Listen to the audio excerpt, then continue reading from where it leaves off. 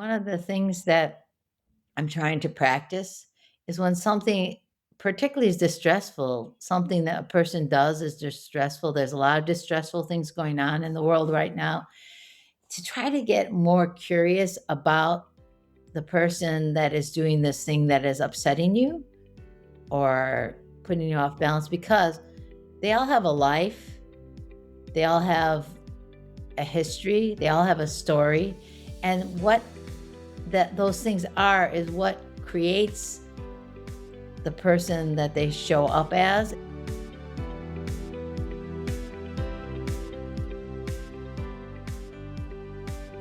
Welcome to Flourishing in Medicine from Surviving to Thriving. I'm your host, Dr. Mick Krasner, and this podcast is produced by EmPro, a professional medical liability insurance carrier headquartered in New York State, and we are committed through our educational and peer support activities to support the physicians that we insure. Today, I'm joined by Dr. Barbara Loeb, an internist, physician, leader, coach, author, poet, and advocate for narrative medicine, whose work explores the healing power of presence, reflection, and story. Barbara's remarkable career has gradually expanded beyond the science of medicine to embrace the healing power of stories, poetry, reflection, mindfulness, and human connection. She has become a thoughtful voice in narrative medicine, helping clinicians rediscover the person behind the patient while remaining curious about the person behind the physician as well. Ours is a conversation about listening deeply, finding meaning through creativity and reflection, and remembering that every human being we encounter, including ourselves, has a story worth hearing.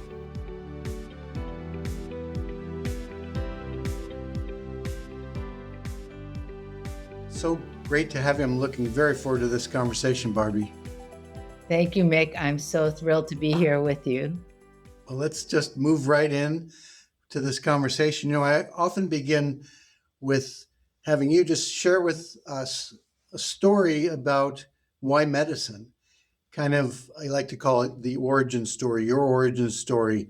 And if you can think back about what were the influences and motivations and inspirations that brought you to this, not the instrumental things about what you chose to study and education-wise, but what happened to you along the way as you were growing up that led you to this career choice? At first, I wanted to be an archaeologist because I was intrigued by people and culture and other times. But honestly, my origin story probably begins with my actual origin, my mother.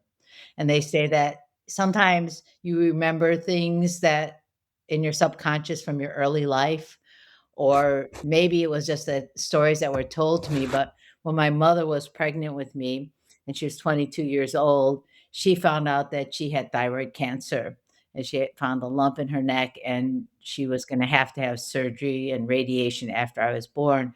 So I was born into this sort of medical situation.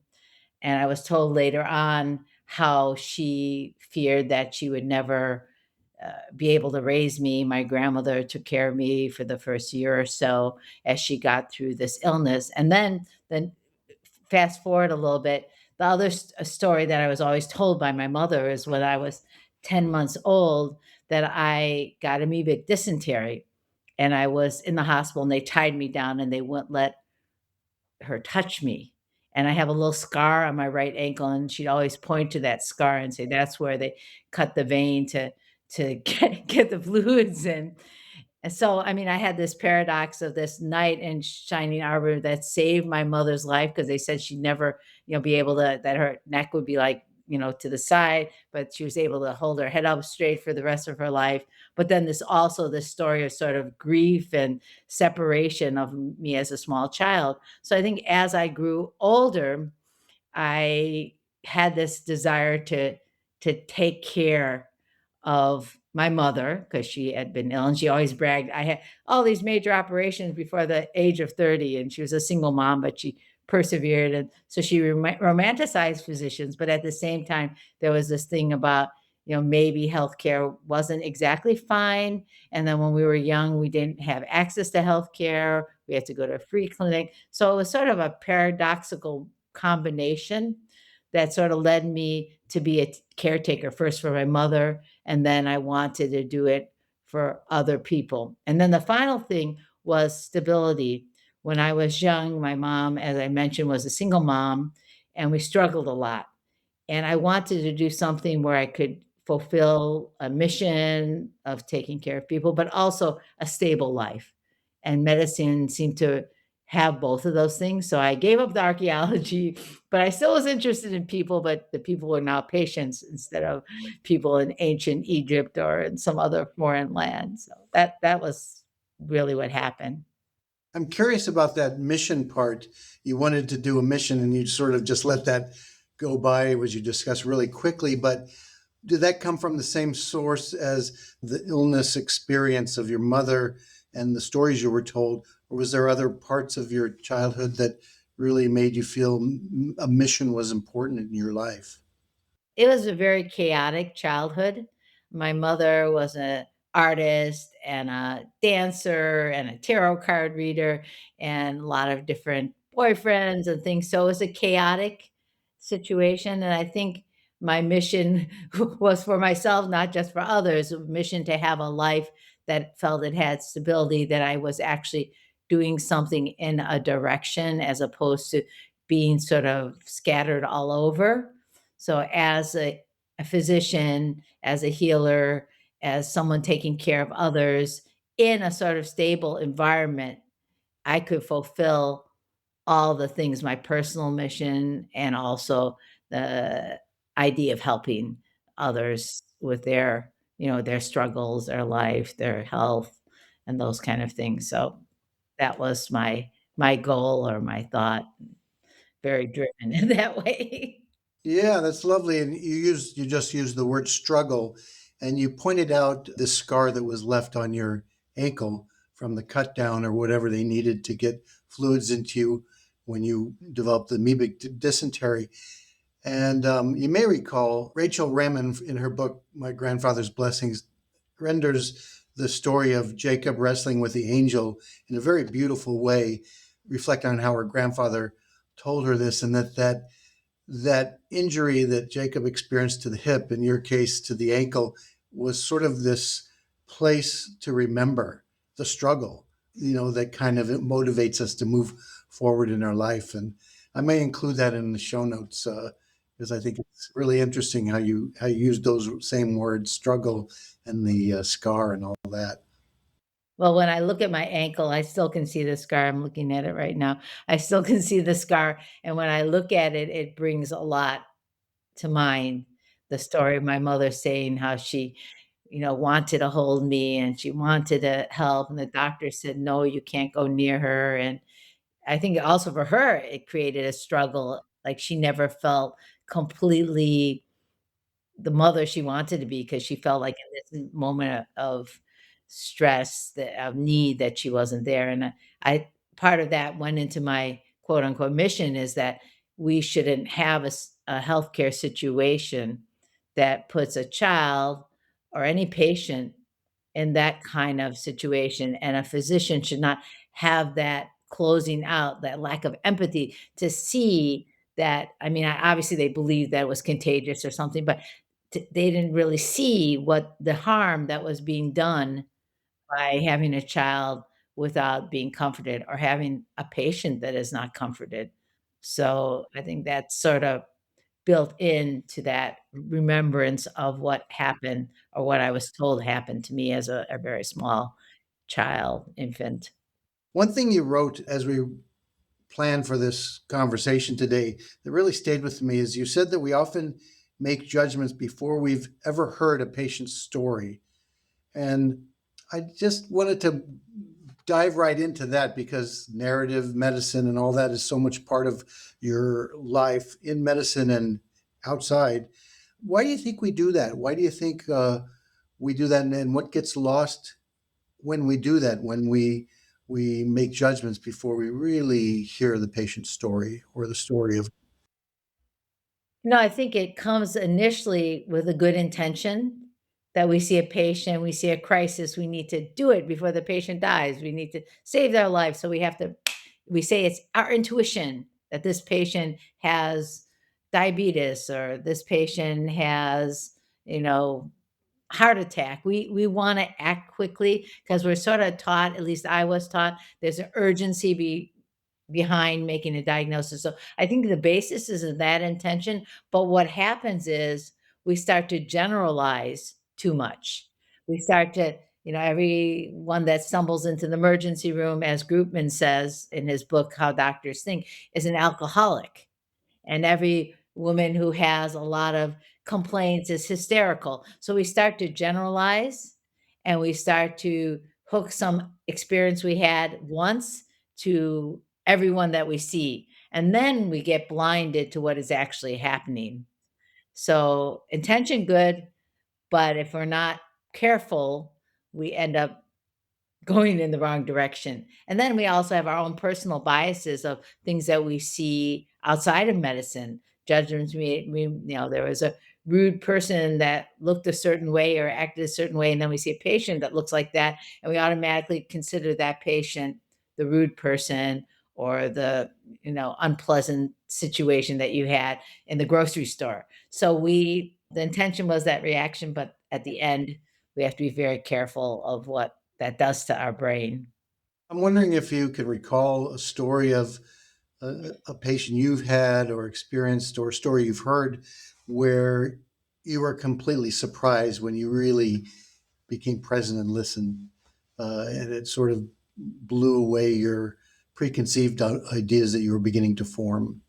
I think more the ones that stick out on my mind from early career were more the lack of the potential misdiagnoses from assuming something by the patient's gender, age. I remember when I was a medical student, there was one woman and she came in quote unquote for a GI workup. She was like in those days they used to admit you for a GI workup. Now, of course, it's all outpatient. But she had indigestion and this and that, and they thought, well, she's under stress, maybe she's got an ulcer. And so she came in and she was having this discomfort. And I was a medical student taking care of her. And as I was taking care of her, I noticed she started to look sort of short of breath.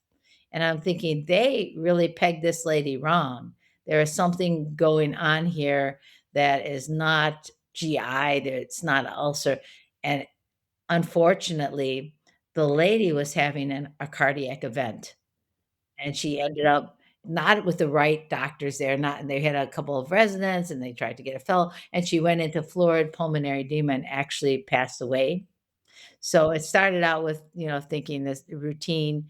They didn't really probe into her story to know like the pattern or, to really analyze. And they just assumed because she was a young woman that it was not anything serious.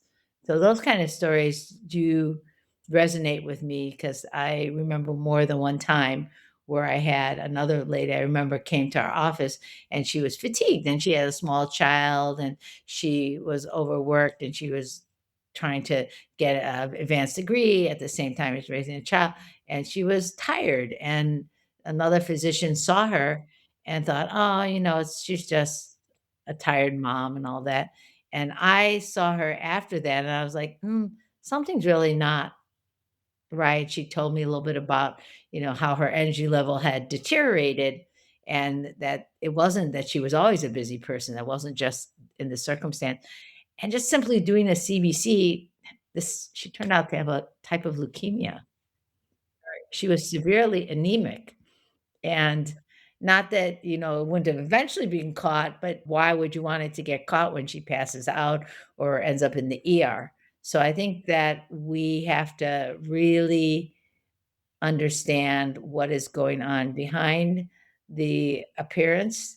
And what also helped that was knowing your patients when you're nowadays, doctors don't know their patients. They've never seen their patient, you know, more than once sometimes. It's someone else's patient or not assigned. And even we were so far in our office, we knew them so well that if certain people didn't show up, certain elderly people, we send the paramedics to their house because we know what kind of person they are, and we know they don't miss their appointment. So just simple things about knowing the human can also alter the whole experience and actually save someone's life. Well, you make a very strong case that's really seems obvious of really listening, really taking the time to get to know the patients, as you said, and listening to their story. I'm really curious about the flip side of that, or the other side of that. We could say it's from some of the notes you sent. Listening to who they are helps us reflect on our own stories. Can you unpack that a little bit more? Sometimes when you start thinking, you see someone, let's say a certain age, race, ethnicity, and you start assuming things about them, you look into yourself and you say, like, why do I have this bias? And then you start to listen to what is playing in your head. And so, in a sense, that you start understanding yourself better because you're understanding your reaction to another human, and that's based on something about you. And you never we always think, "Oh, it's the patient, it's what they're doing, whatever." It's not the patient. There's a patient and there's a clinician, a caregiver, and it's a team sport. And so if you have something going on or you're anxious or you're having a bad day or you have something going on at home and you say, "Am I rushing through this because of something in me?" Not just something the patient's story spurred in me, but my own self-awareness of how I'm showing up in the room. So, as in the process of listening, you're distracted and you go like, "What's that about?" And then it helps you investigate what's going on in your own heart and soul and brain and all these different parts of you.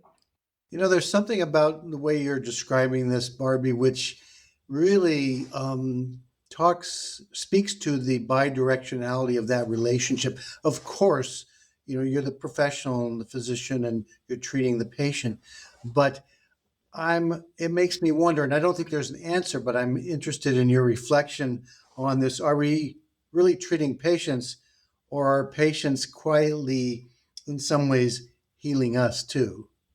Just any reflections on that? During my career, there are many ways that I feel patients healed me, helped me. Even just being with another human being and really being with them is healing in itself. Connection is something we really want. And actually, as I mentioned in my little paper I sent to you, Richie Davidson from the University of Wisconsin Central Mindfulness Center, he talks about the drivers of well-being, and connection is really one of the key drivers of well-being. So, in that situation where you're connecting with the patient, where you're on that level where you're not on the outside, you feel an energy, you feel a healing, you feel a humanness that is uplifting for you. And a lot of times then also in simple actions like you saying thank you, them saying thank you to you, looking in their eyes, they're looking in your eyes. All those things are things we can't really tag, but those are things that we all get energized from because it passes, back and forth. And then you don't feel as burnt out, worn out, trying to get out of the room because you feel like humanness, like you and I are talking. We're looking at each other in the camera. We know each other. Know a little bit about each other's story. It energizes our conversation.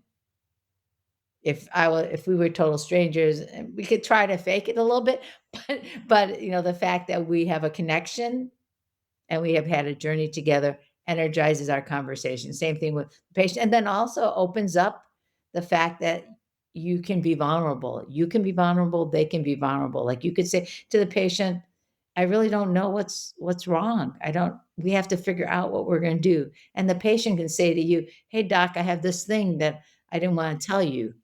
So it also creates that situation which is better care and better caring on your part.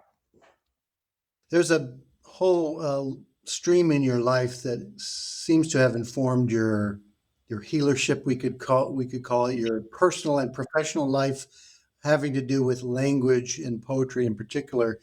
And I'm wondering if there was a moment, or were there a number of things that maybe influenced, looking back, when you realized that healing yourself required a different language than what we typically use in medicine, and that helped you kind of find this or discover this language of poetry that you very skillfully use and share. I believe that when you don't attend to your own self and you don't take care of yourself, as many people in healthcare do not, there are breakdowns that occur. And I see it as three main breakdowns that can occur. The first breakdown could be in your professional career. You know, you're not motivated, you make errors, it's just not fulfilling anymore. It's what the classical burnout we talk about. The second breakdown is in your relationships. And this could be relationships in your personal life or your professional life, but you can't relate anymore because you're just washed out. And the third is the health, whether it's physical or mental health.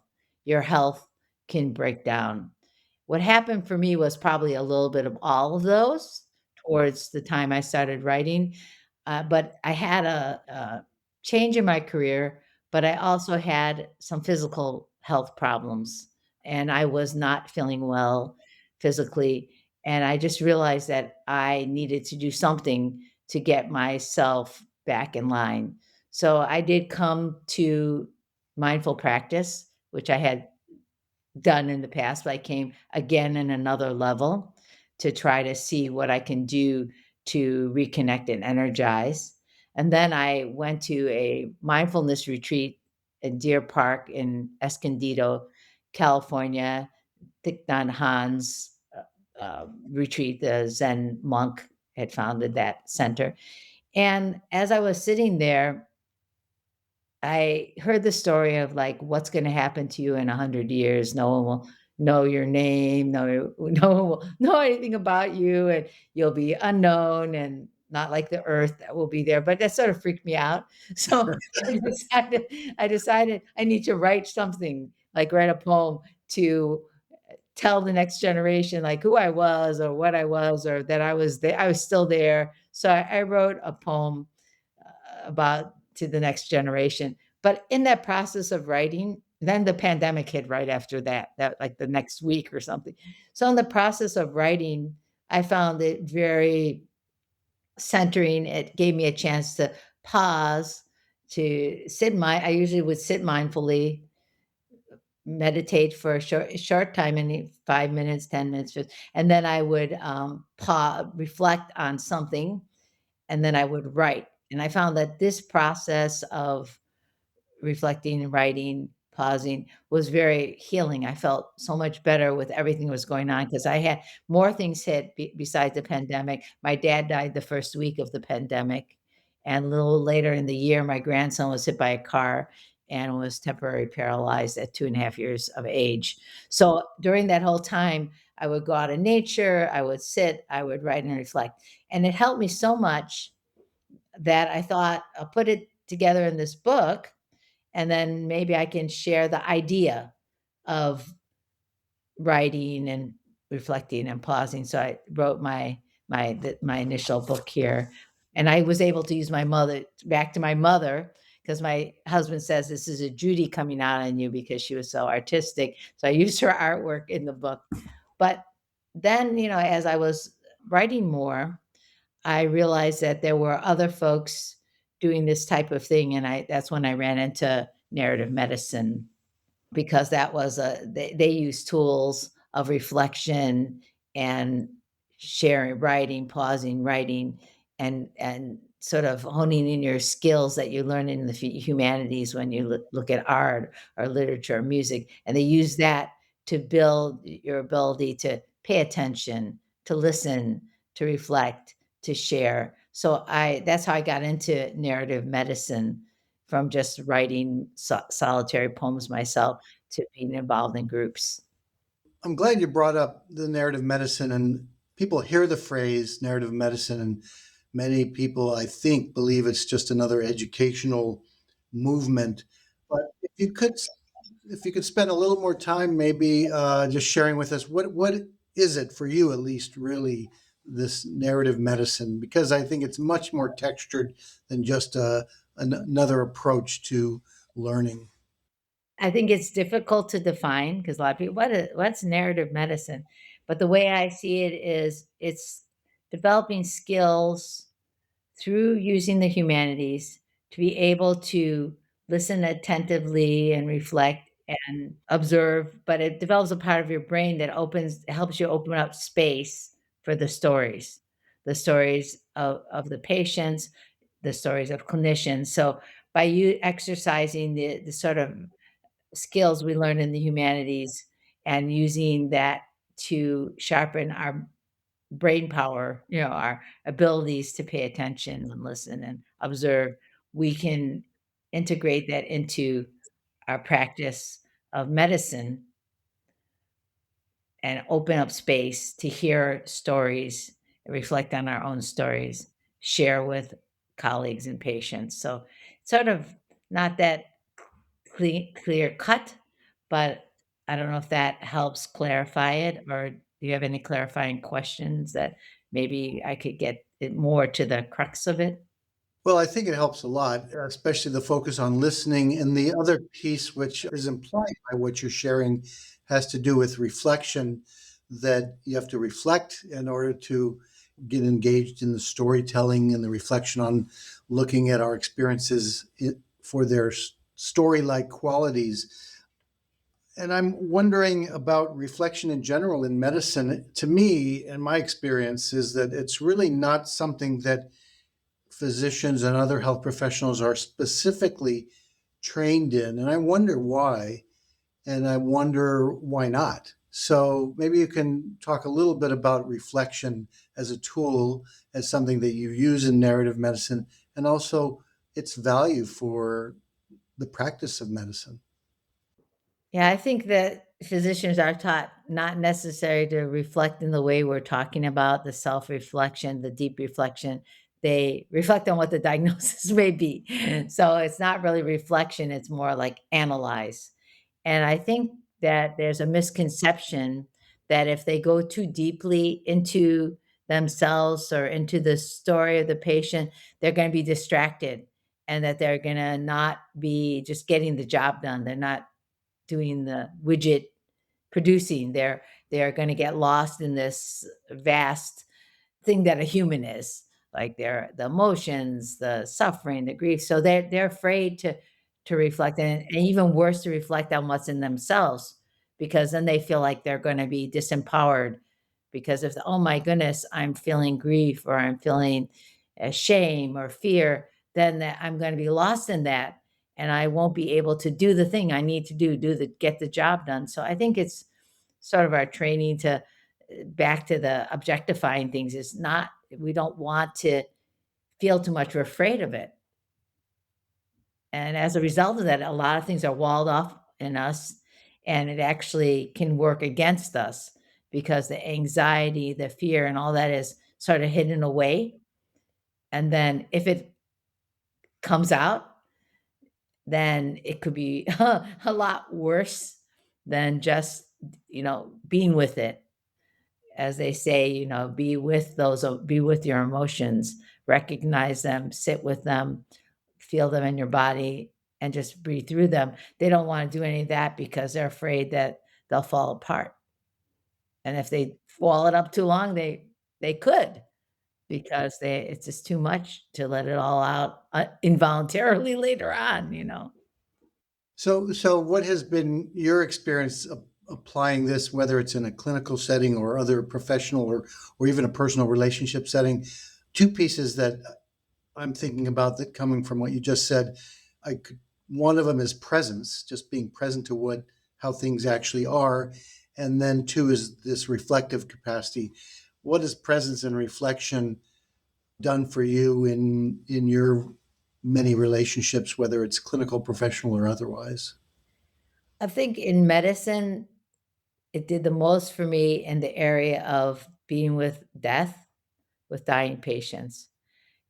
actually one of the things that I felt most fulfilled in, which may not be what classically a person would think, is to come to be with a family when their loved one was dying and we couldn't do anything medically, but just to come into the hospital and sometimes in the middle of the night, sometimes ICU or ER or wherever it was, and sit with the family. It helped me deal with the loss and feel connected and like I was really doing something, even though doctors had said, "Well, there's nothing we can do for the" other doctors said, "There's nothing we can do for the patient."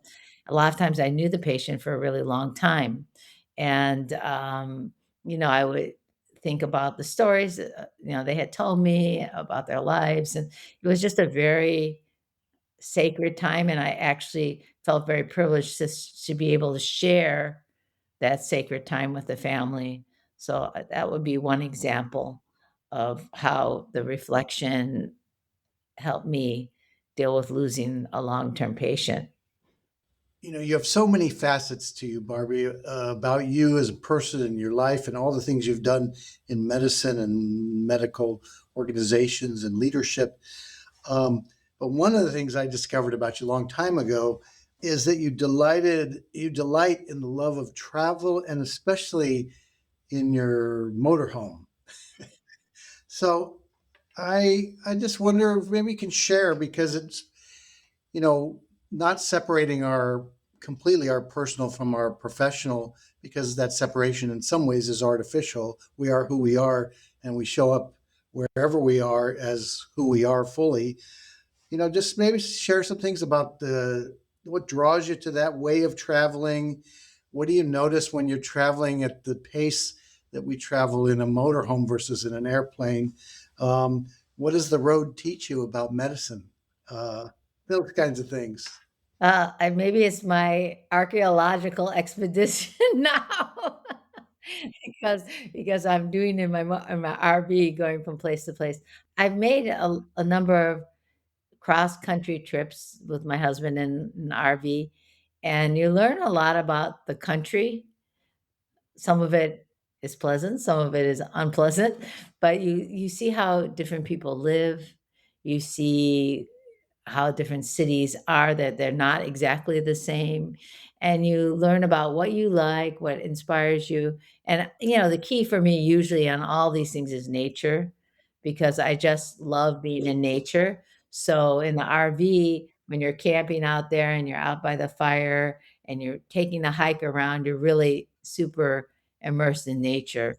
So, I learned about all these different places in the country, but I also learned about reinforce my belief of the power of nature, the healing power of nature, because I feel that that is something that is not exercised as much in healthcare as it could be. That getting out there and a hike, looking at a flower, looking at a tree, looking over a mountain, looking at a lake, that these things all have very potent healing effects.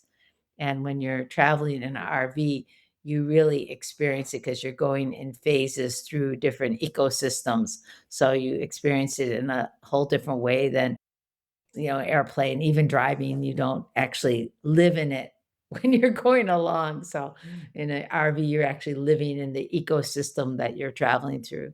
So I think that that has really just reinforced my love of variety of people, places, nature, and my family's all spread up, so I can just go and visit different children in different states in the RV, so that's, added plus.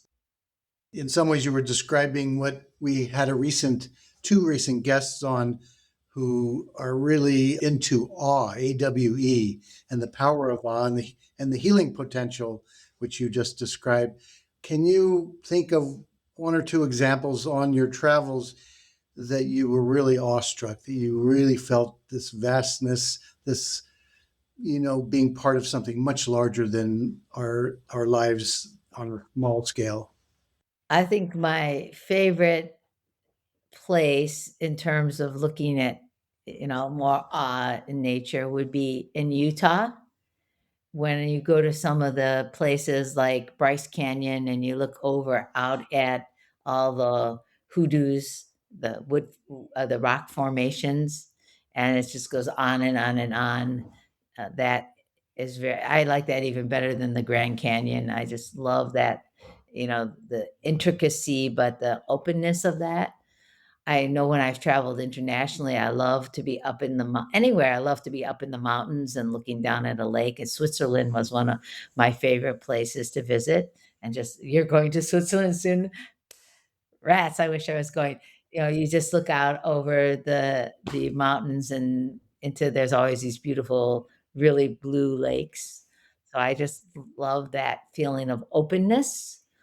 But I think also nature in general. I'm here up in Wisconsin. During the pandemic, I was up here in Wisconsin, and just being able to be in a natural setting, watching the animals, the geese, the cranes, the fawns and deers and all that, that also was so incredibly awesome to me, awesome, because it was so, they weren't like, "Oh, there's COVID, I need to wear my mask." They were just living their lives, and it just was so uplifting when so much of the world was feeling so heavy. So I think, any of the things in nature, whether it's in your RV or hiking in the Alps or looking at the lake in Wisconsin, I think any of those things have so much potential to soothe us and heal us. So if I was to climb into an RV, which I never have, what might surprise me? Well, it depends on what kind of RV you're in. We're very specific. Our RV is one of those ones like a Winnebago that looks like a bus. And what I really like about it is when you're driving, first of all, it's better than like if the thing is like, you can't go a trailer or something where you can't go in the back because you can, in the RV, you can move around. But the window is huge. It's like huge picture window. So like when we were driving into Utah through all these canyons and mountains, you just see this big panoramic view, which is very incredible. And then the other side of it is you have all these conveniences. You need to go to the bathroom. There's a washroom. You're hungry. My husband wants an apple. I can go and get it. But I think it's just that the openness that you experience riding in the front seat of an RV, a large RV, is pretty incredible. So one thing I really admire about you, Barbie, is you're incredibly curious and you're also really fun to be around. And I thought we'd have a little fun with some like rapid fire questions, 4 or 5 questions. So I'm going to ask you a question, and I want you not to think too much and just top of mind, quick answer. You don't. What book have you given away the most? Well, probably one of my books. There you go. Of course. What poem do you return to regularly? I like Key's poem, "What Hokusai Says." Yes, lovely. Maybe we'll try to remember to put that in the show notes too. That's beautiful. What place feels most like home? I think here in Wisconsin, Door County, Wisconsin, Bailey's Harbor. Are you a morning person or a night owl? Depends on the day. Some days I like to get up early and start, but I find that I do have a little rev up time, so probably afternoon is probably the best time for me. All right, mountains, ocean, or prairie? Ooh, mountains near oceans. Okay, very good. What makes you laugh?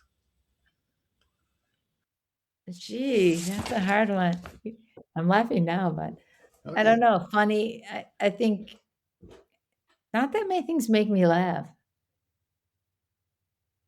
I don't know. Funny situations, things that surprise me, that are really weird and awkward that I didn't expect.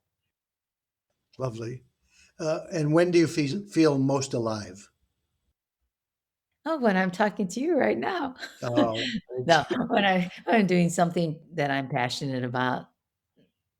Exercise too is another one, yoga or weightlifting or bike riding, hiking. We're kind of coming down to the last couple of conversation pieces in this discussion here. I'd like you just to imagine that there's a physician listening who's become very efficient but no longer feels very connected.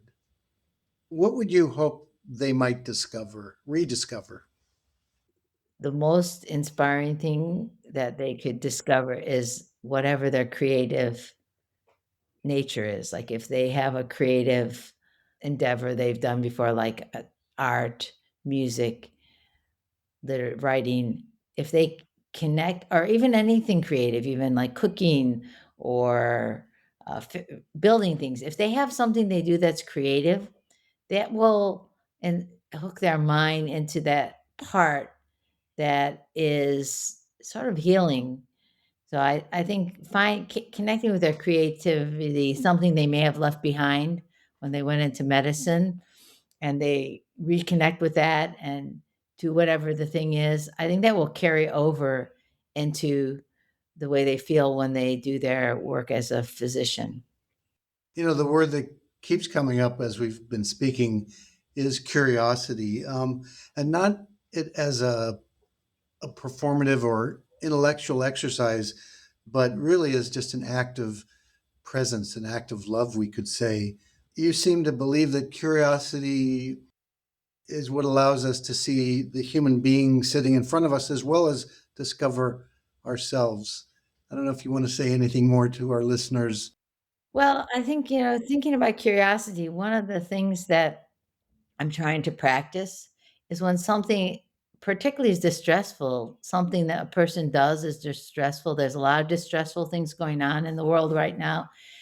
To try to get more curious about the person that is doing this thing that is upsetting you or putting you off balance, because they all have a life, they all have a history, they all have a story, and what that those things are is what creates the person that they show up as. And maybe if you understand that more, however they're showing up that may be upsetting you or, you know, annoying you or disorienting you or whatever it's doing, it will change as you understand the human behind the actions, the facade, because we all have a different side. I mean, even the person you hate the most or that upsets you the most that you swear at on the TV, there's something behind that. That's a person that has a story. So I would say that is what the curiosity allows you to do, is allows you to have your beginner's mind, have your openness, and give a chance to really understand the humanness of every person in a much deeper way. Thanks, Barbara. I feel like this conversation is like two of us around a campsite, you in your RV and me in my uh, possible future RV, um, somewhere in Wisconsin, probably, or something like that. So thank you so much. This has been wonderful. It's been really fun. I really enjoyed talking to you, and I'm hoping that anything that I shared would be helpful to another person who is a clinician or anybody who's just trying to take care of themselves as they take care of others. Thanks for listening. We will include a summary of today's podcast and links to Dr. Loeb and other related links in the show notes. I would like to conclude by sharing another practical exercise to help you flourish. Today, take a few moments actually, to sit or stand comfortably with your eyes closed or open. I'd like to explore an area that Barbara and I spoke about during this conversation. It's the natural, understandable tendency to come to conclusions prematurely without fully hearing the story or investigating other data. Simply believing completely your own initial reactions.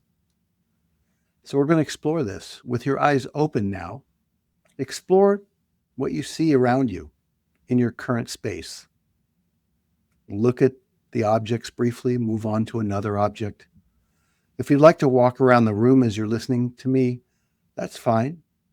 And as you do, notice when possible the thought stream about the objects you're looking at, your explanations, your understandings, ideas, even emotional reactions.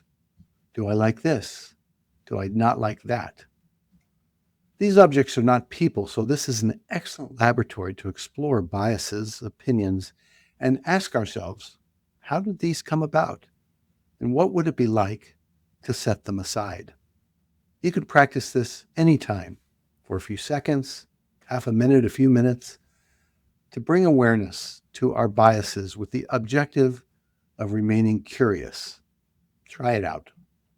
I hope you found this podcast and this guided contemplation useful to you, and look forward to having you join us for a future episode of Flourishing in Medicine from Surviving to Thriving.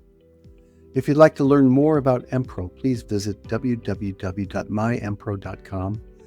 And if you'd like to know more about EmPro's peer support programs, please visit www.myempro.com/peer-support. If you're a physician or a medical student in need of urgent support, please consider calling the Physician Support Line at 1-888-409-0141.